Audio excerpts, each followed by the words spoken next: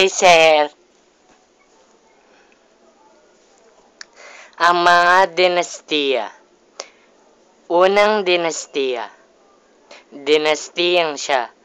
Ayon sa tradisyonal na kasaysayan ng China, pinagkaisa ng dinastiyang siya ang mga pamayanan sa paligid ng Wang Ho.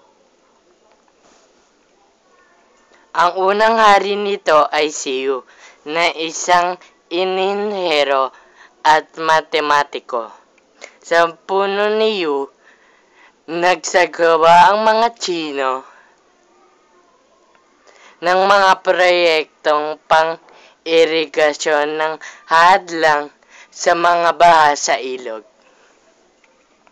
Dinastiyang Shang.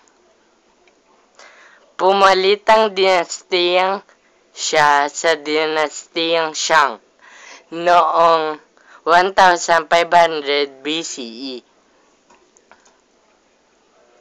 Ang tatlong pangunahing katangiang sumimbolo sa paghahari ng Shang ay pagsulat, kaalaman sa paggamit ng bronze, at mga pag-aanta sa lipunan.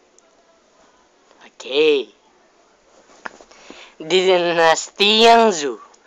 Noong taong 1027 BCE, napatalsik ng mga Zhou ang dinastiyang Shang. Bilang pagpapatibay ng kanilang pamamahala, ipinagpatuloy nila ang konsepto ng Tianming o mandato ng langit, kung saan ang hari ang siyang kinikilalang kinakatawan ng langit ng mundo. At ang pinakahuli dinastiya ay ang Qin.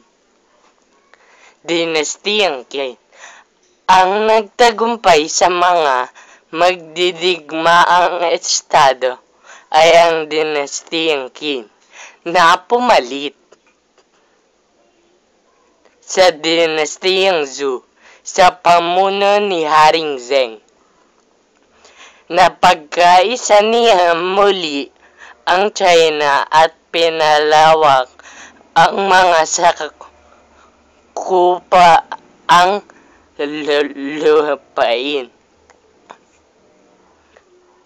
Makalipas ang ilang taon, binago niya ang kanyang pangalan at ginawang Shi Huangdi, na ang kahulugan ay unang emperador.